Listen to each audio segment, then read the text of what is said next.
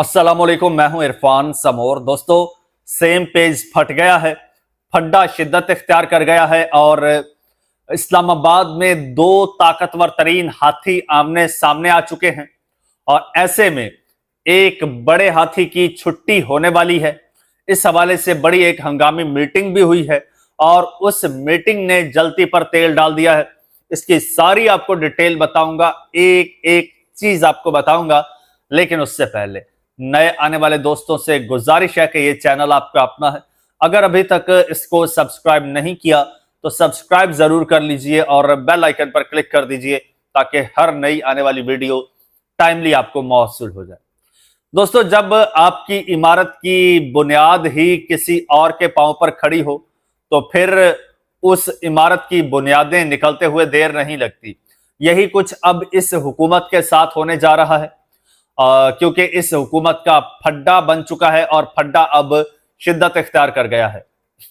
अब इसको पाकिस्तान तहरीक इंसाफ वालों के साथ जो जुल्म ज्यादतियां हुई हैं, कुछ लोग उनसे भी लिंक कर रहे हैं।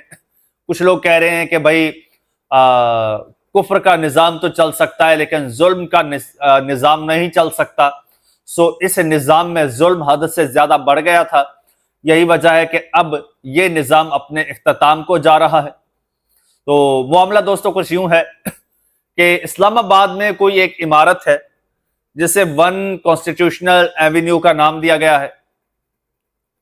यह इमारत बेसिकली शारा दस्तूर पर है और ये 2005 की बात है जब यहां पर यह जमीन अलॉट की गई थी या किसी को दी गई थी वहां पर एक 5 स्टार होटल बनाने के लिए।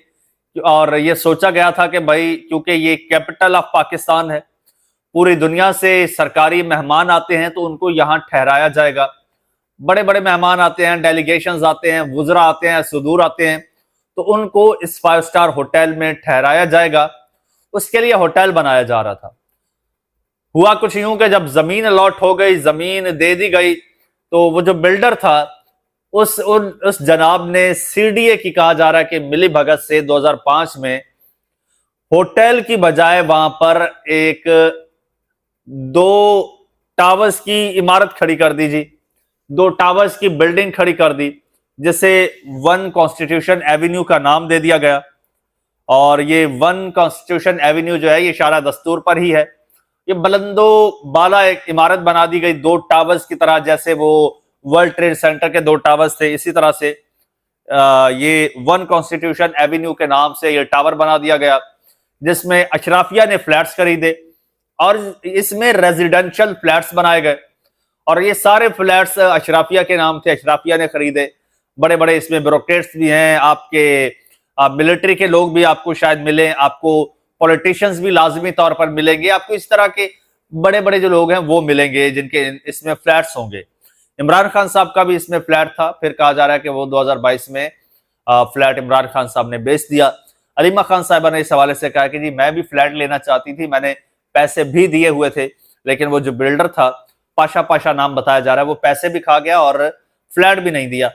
खैर मामला ये है कि वो केस चल रहा था, चलते चलते वो 2005 से ये सिलसिला चल रहा था, आज 2026 है, यानी कि 20-21 साल गुजर चुके हैं। और 21 साल तक जो है ये सीडीए, आपकी इतनी हुकूमतें गुजरी हैं, आपके इतने वज़रा, आपकी ब्यूरोक्रेसी, आपकी मिलिट्री, आपकी एजेंसीज, हर कोई इस्लामाबाद में तो हर वक्त एक्टिव होता है। सबकी नाक के नीचे इतने बड़े 2 टावर्स 21 साल तक खड़े रहे, 20 साल तक किसी को पता ही नहीं चला कि यार ये इल्लीगल है। खैर मामला अदालत में चलता रहा, इसकी पूरी एक हिस्ट्री है। अब यह हुआ है कि इस्लामाबाद हाई कोर्ट ने कहा है कि जी इनको खाली कराया जाए।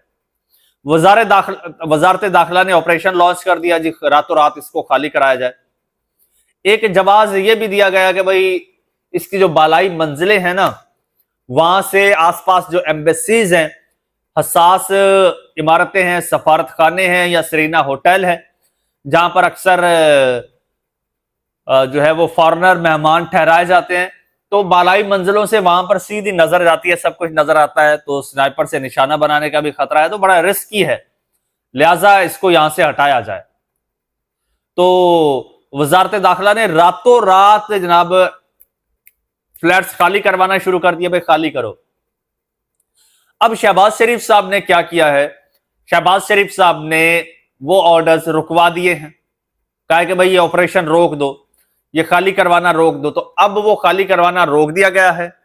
अब शहबाज शरीफ साहब ने एक कमेटी बनाई है वजीरे कानून आजम नजीर तारड़ की सरबराही में, और कहा है कि इसकी तहकीकात करो और पता चले कि क्या मामला है, किस किस के फ्लैट्स हैं, और खाली करवाने हैं तो उनको प्रॉपर मुआवजा दिया जाएगा। अब यहां पे जनाब एक तरफ मोहसिन नकवी है, और मोहसिन नकवी के बारे में नून लीग वाले खुद कह चुके हैं कि भाई वो वजीर आजम से ज्यादा ताकतवर है, और दूसरी जानिब वजीर आजम है शहबाज शरीफ। तो अब दोनों आमने सामने आ खड़े हुए हैं। उसके बाद फिर मोहसिन नकवी ने कहा है कि भाई हम जो काम शुरू किया है वो करके ही छड़ांगे, पीछे नहीं हटांगे, इन अदर वर्ड्स। तो मोहसिन नकवी ने एक तरह से जो है इस जो रुकवाया गया है इस स्टे को चैलेंज कर दिया है और चैलेंज किया है। शहबाज शरीफ साहब भागते भागते अपने भैया के पास पहुंचे हैं, भैया जी मामला तो गड़बड़ है। अब सीन ये है कि उस टावर में कुछ ऐसे फ्लैट्स बताए जा रहे हैं, कुछ ऐसे फ्लैट्स बताए जा रहे हैं दोस्तों जिनके डिटेल सामने आने पर मुल्क में हंगामा मच जाएगा। इसलिए कोशिश यही है कि इसको चुपचाप तरीके से मामले को खाली कर दिया जाए, क्योंकि वो अब सिक्योरिटी का इशू बन गया है। असल इशू जो है वो सिक्योरिटी का है, जिस बेस पर उसको खाली कराया जा रहा है। तो अब कोशिश यही है कि रातों रात खाली करा दिया जाए, ना कोई तहकीक हो ना कुछ हो। तहकीक होगी तो बड़े बड़े नाम सामने आएंगे। अब शहबाज साहब को कहा गया कि नहीं बाजी नहीं, मियां जी नहीं, इसको कर चलने दो। अब शहबाज साहब ने स्टे तो दिया, रुकवा तो दिया काम, अब कहा गया कि अब इसको शुरू करो। अब वो भागे भागे पहुंचे हैं जी, वो कहते हैं ना अंधे की दौड़ मस्जिद तक, तो शहबाज मियां की दौड़ नवाज मियां तक है, छोटे मियां की दौड़ बड़े मियां तक है। छोटे मियां पहुंचे हैं बड़े मियां के पास, कहा कि बाबूजी प्रेशर आ रहा है, हुण की करिए। बाबूजी ने कहा कि डट जाओ। बाबूजी ने छोटे मियां को कह दिया डट जाओ। कहानी यहां से ट्विस्ट लेती है दोस्तों। उसका वाजे जो आपको एक सबूत अगर दूं तो वो पीएसएल के फाइनल में नजर आया, जहां पर शहबाज साहब भी थे, जहां पर नकवी साहब भी थे, जहां पर अलीम खान साहब भी थे। और वहां पर अगर आप देखें तो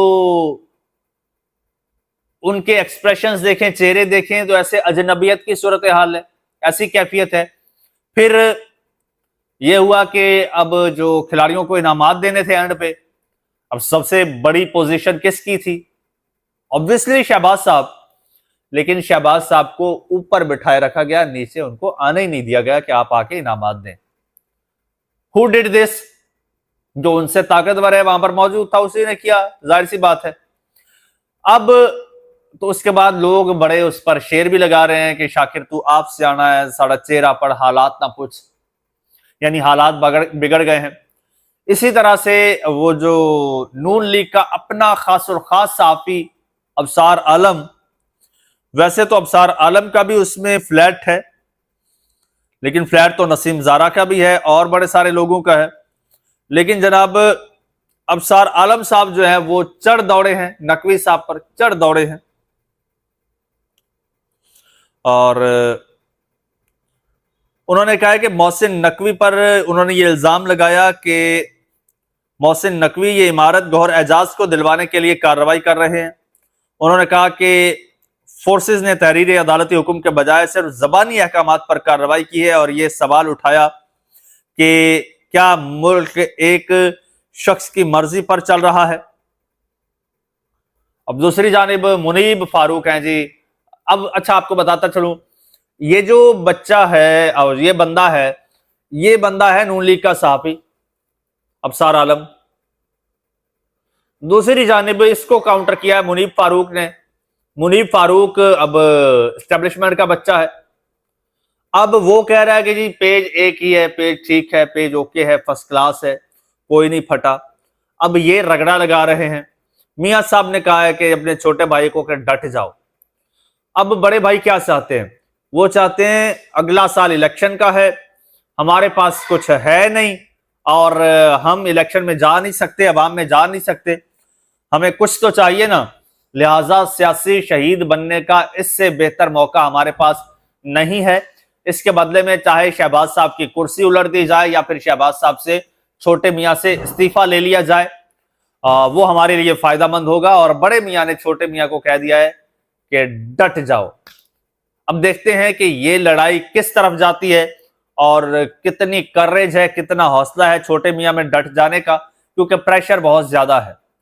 प्रेशर बहुत ज्यादा है। अब शहबाज साहब प्रेशर बियर कर पाते हैं या फिर लेट जाते हैं, ये तो आने वाले चंद घंटे ही आपको बता देंगे या चंद दिन बता देंगे।